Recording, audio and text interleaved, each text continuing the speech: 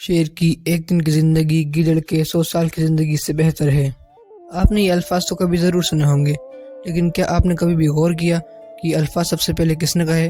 असल में ये अल्फाज शेर मैसूर टीपू सुल्तान के हैं। हाँ, वही टीपू सुल्तान जो अपने देश और देश के लोगों के लिए अंग्रेज़ों से लड़ता रहा और लड़ते लड़ते शहीद हो गया। हाँ, वही टीपू सुल्तान जिसे इस दुनिया का पहला मिसाइल मैन कहा जाता है। हाँ, वही टीपू सुल्तान जो जब तक जिंदा रहा अंग्रेज़ों और हिंदुस्तान के बीच एक मजबूत पत्थर की दीवार की तरह खड़ा रहा। जी हाँ, शेर मैसूर टीपू सुल्तान। हम टीपू सुल्तान का जितना शुक्रिया अदा करें वो कम है। टीपू सुल्तान ने हमारे देश के लिए इतना कुछ किया, लेकिन अफसोस की बात तो ये है कि आज टीपू सुल्तान को हमारी ही ऐतिहासिक किताबों से मिटाया जा रहा है। लेकिन शायद ये इतिहास से खिलवाड़ करने वाले लोग नहीं जानते कि हिस्ट्री को मिटाया नहीं जा सकता, क्योंकि हिस्ट्री लिखी नहीं जाती और लिखी हुई चीज़ ही मिटाई जा सकती है, बल्कि हिस्ट्री तो बनाई जाती है और इसे बनाने वाले लोग भी लाजवाब होते हैं। और आज हम ऐसे ही एक शख्स के बारे में बात करेंगे जिसका नाम है टीपू सुल्तान। टीपू सुल्तान सल्तनत मैसूर के सुल्तान हैदर अली के सबसे बड़े बेटे थे। टीपू सुल्तान की मां का नाम फखरुन्निसा था। जब टीपू सुल्तान अपना बचपन गुजार रहे थे, उस वक्त अंग्रेज हिंदुस्तान में अपने कदम जमाने की भरपूर कोशिश कर रहे थे। टीपू सुल्तान के वालिद हैदर अली ने टीपू सुल्तान की परवरिश की बेहतरीन तैयारी कर रखी थी। दूर दूर से उनके लिए टीचर बुलाए गए। वो एक बेहतरीन आलिम थे। उन्हें इंग्लिश, फ्रांसीसी, हिंदी, तमिल, जर्मन जैसी कई सारी अलग अलग ज़बानों में महारत हासिल थी। और तो और वो बचपन से ही घुड़सवारी, तलवारबाजी, नेज़ेबाजी, तीरंदाजी जैसी चीज़ों में माहिर थे।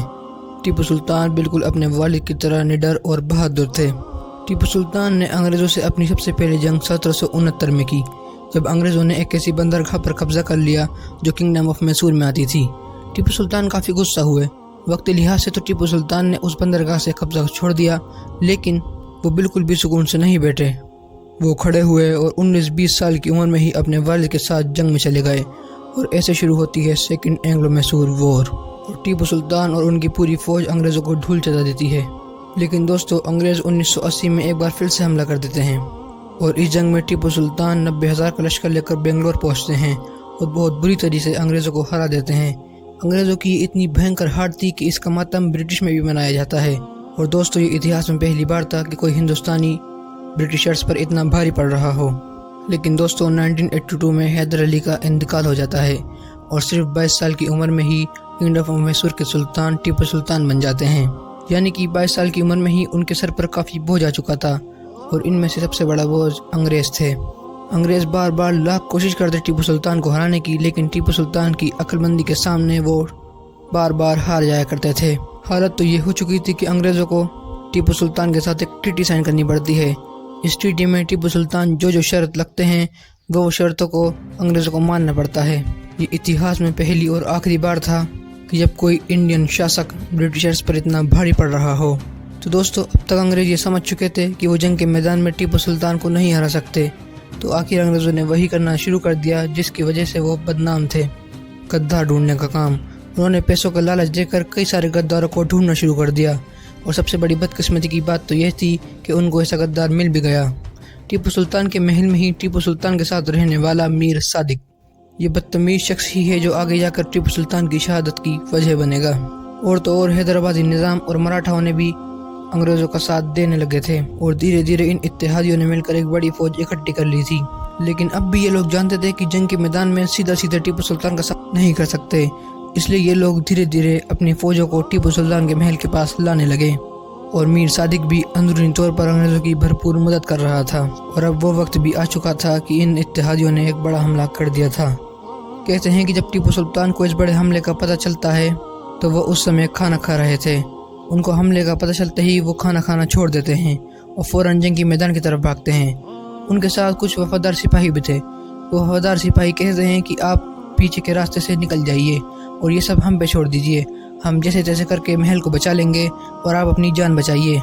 लेकिन दोस्तों, टीपू सुल्तान डरपोक नहीं थे और यही वो वक्त था कि जब टीपू सुल्तान ने ये ऐतिहासिक शब्द कहे कि शेर की एक दिन की ज़िंदगी गीदड़ की 100 साल की ज़िंदगी से बेहतर है, और जंग के मैदान की तरफ निकल गए। मुट्ठी भर सिपाहियों के साथ ही वो बेहतरीन जंग कर रहे थे। लेकिन दोस्तों, वो वक्त भी आ गया कि जब टीपू सुल्तान को अंग्रेज़ों ने चारों तरफ से घेर लिया था और उन पर गोलियों की बरसात कर दी। और इस तरह टीपू सुल्तान हिंदुस्तान और हिंदुस्तान के लोगों के लिए लड़ते लड़ते शहीद हो गए।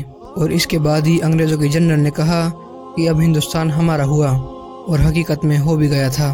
انگریزوں کے دل میں ٹیپو سلطان کا اس قدر خوف تھا کہ ٹیپو سلطان کے شہید ہونے کے بعد بھی کئی دنوں تک وہ ان کی لاش کے پاس بھی نہیں گئے تھے۔ انہیں خوف تھا کہ یہ شخص دوبارہ کھڑا نہ ہو جائے اور ہمارے اوپر راکٹ نہ داغ دے۔ جی ہاں، راکٹ۔ ٹیپو سلطان کو ہی اس دنیا کا پہلا میزائل مین کہا جاتا ہے۔ اے پی جے عبدالکلام کا کہنا ہے کہ ٹیپو سلطان ہی وہ شخص تھے جنہوں نے راکٹ ٹیکنالوجی پر کام کیا اور راکٹ کی مدد سے انگریزوں کے چیتڑے اڑا دیے۔ دوستو، ٹیپو سلطان کے پاس جو جل سینا تھی یعنی پانی والی سینا، وہ اس سمے دنیا میں سب سے بہترین تھی، اور یہ بھی ایک بہت بڑی وجہ تھی کہ انگریز ہندوستان سے دور رہے تھے۔ تو دوستو، اتنے بہادر اور ایسے تھے ہمارے ٹیپو سلطان۔